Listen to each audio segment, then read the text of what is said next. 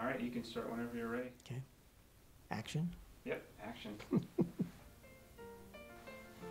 'Twas the nocturnal segment of that diurnal period preceding the annual Yuletide celebration, and throughout our place of residence, kinetic activity was not in evidence among the possessors of this potential, including that species of domestic rodent known as Mus musculus. Hosiery was meticulously suspended from the forward edge of the wood-burning caloric apparatus, pursuant to our anticipatory pleasure regarding an imminent visitation from an eccentric philanthropist among whose folkloric appellations is the honorific title of Saint Nick.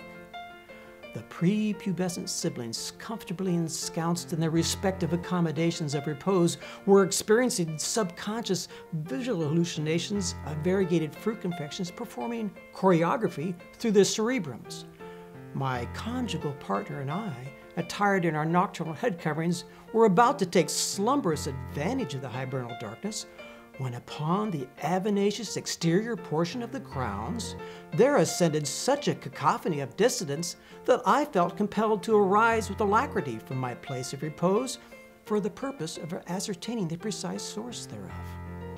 Hastening to the casement, I forthwith opened the barriers sealing this fenestration, noting thereupon that the lunar brilliance without, reflected as it was on the surface of a recent crystalline precipitation, might be said to rival that of the solar meridian itself, thus permitting my incredulous optical sensory organs to behold a miniature airborne runnered conveyance drawn by 8 diminutive specimens of the genus Rangifer. The pilot appeared as a minuscule, aged chauffeur, so ebullient and nimble it became instantly apparent that he was indeed our anticipated caller.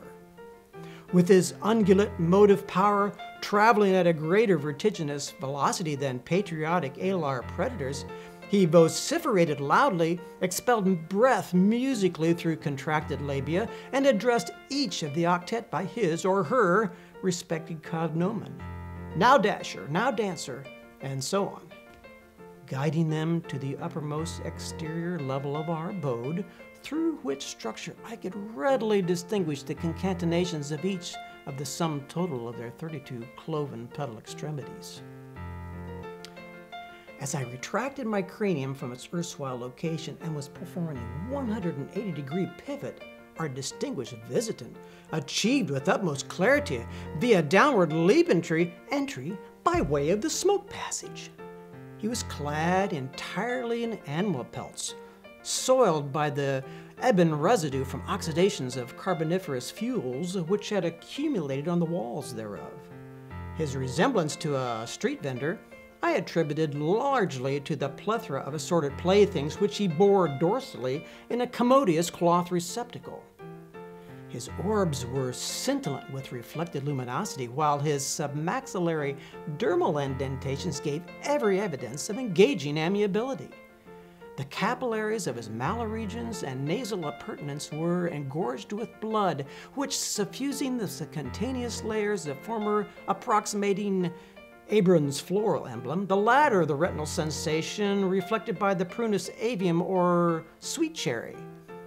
His amusing sub and supralabials resembled nothing so much as a flexible, curved strip of wood associated with the American Aborigines, and his ambient hirsute facial adornment had an absence of coloring, comparable to small, tubular, and columnar crystalline frozen vapor. Clenched firmly between his incisors was the posterior projection of a smoking piece whose gray fumes, forming a tenuous ellipse about his occiput, were suggestive of a decorative seasonal circlet of holly. His visage was wider than it was high, and when he waxed audibly mirthful, his corpulent abdominal region undulated in the manner of impregnated fruit syrup in an hemispherical container. He was, in short, neither more nor less an obese, jocund, multigenarian gnome, the optical perception of whom rendered me visibly frolicsome despite every effort to refrain from being so.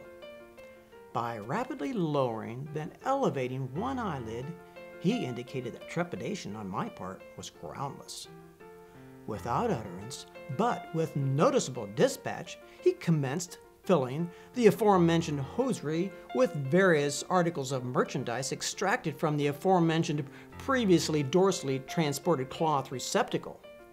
Upon completion of this task, he executed an abrupt about-face, placed a single manual digit in lateral juxtaposition to his olfactory organ, inclined his cranium forward in a gesture of leave-taking, and effected his egress by renegotiating the smoke passage.